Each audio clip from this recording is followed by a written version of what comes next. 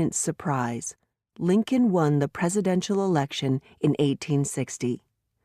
At that time, Southern slave owners wanted to continue slavery, but Lincoln wanted to stop the spread of slavery. What followed was the worst internal crisis in American history, the Civil War. Over 500,000 soldiers died in the conflict, the most of any war that the United States fought in. On November 19, 1863, President Lincoln was invited to say a few words at Gettysburg, Pennsylvania, where a terrible battle had taken place. There were about 20,000 people there. Edward Everett, the main speaker, spoke first. His speech lasted 2 hours.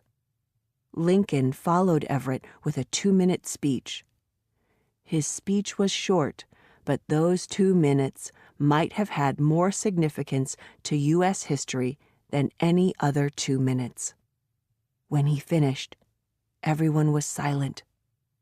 The audience may have been surprised that the speech was over. They must have thought that he hadn't yet finished. Seeing the reaction of the crowd, Lincoln turned to Everett and said he was afraid his speech had been a failure and that he should have prepared it more carefully. Everett disagreed. He said the speech was perfect.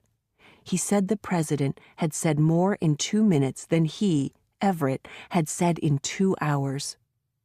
This speech, known as the Gettysburg Address, is one of the greatest speeches in American history. Lincoln said that the country was dedicated to freedom and that government of the people, by the people, for the people, had to continue. The Civil War continued until April 9, 1865, when the North finally won and slavery was brought to an end.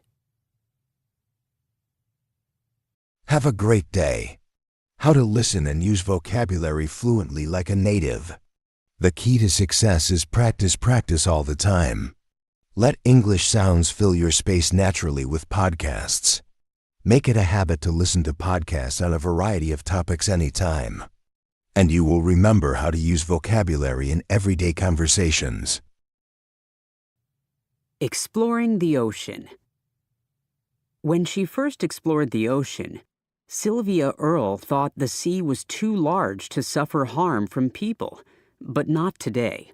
In just a few decades, many marine animal species have disappeared or become scarce. Sylvia Earle is an oceanographer, explorer, author, and lecturer. She has taken many risks to explore the ocean.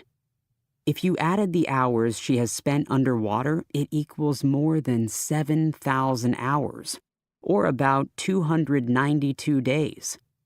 So far, she has led over 100 expeditions. In the 1960s, she had to fight to join expeditions. Women weren't welcome. Today, she fights to protect marine life. What has happened to the ocean in recent years?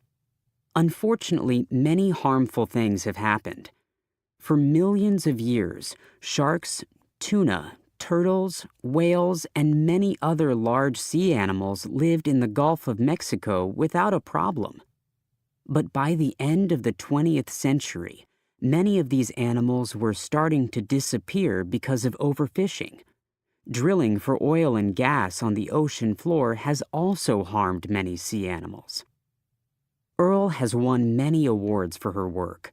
She has received 26 honorary degrees from universities and has been on hundreds of radio and television shows.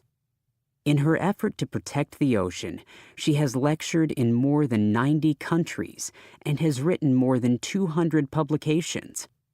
She has even written several children's books. In 1998, Time magazine named Earle its first hero for the planet. Earle said, "As a child, I did not know that people could protect something as big as the ocean, or that they could cause harm. But now we know the ocean is in trouble, and therefore so are we." She added, "We still have a really good chance to make things better than they are. They won't get better unless we take action and inspire others to do the same thing. No one is without power. Everyone has the capacity to do something. Lonnie Thompson, ice investigator. Lonnie Thompson has been climbing to the top of glaciers for over 40 years. He has been looking for information that is hidden inside the ice. Some of these glaciers contain information that is thousands of years old. This information shows that the planet has been warming and that these glaciers have been melting. He wants to find out more about these glaciers before it's too late. Thompson has probably spent more time above 18,000 feet than anyone else. Altogether, he has spent over 1,100 days at this altitude. Many people have climbed to above 18,000 feet, but no one has stayed there as long as Thompson. Sometimes he has stayed at this altitude for up to 6 weeks. He has faced many dangers and challenges. Getting 6 tons of camping and drilling equipment up to 23,500 feet is one. Lightning is another. "I've had lightning come down 10 feet in front of me," he reported. Other dangers are avalanches, storms, and wind. What's amazing is that Thompson is in his 60s. At the age of 63, he had a heart transplant. His father died at 41 of a heart attack. "Maybe I'm living longer because I climb mountains," he said. Thompson has gone to a glacier in Peru 26 times. His research has been helping us learn about the past. But the opportunities for gaining this knowledge have been diminishing. My work has become a way to capture history before it disappears forever. Have a great day. How to listen and use vocabulary fluently like a native. The key to success is practice, practice all the time. Let English sounds fill your space naturally with podcasts. Make it a habit to listen to podcasts on a variety of topics anytime. And you will remember how to use vocabulary in everyday conversations.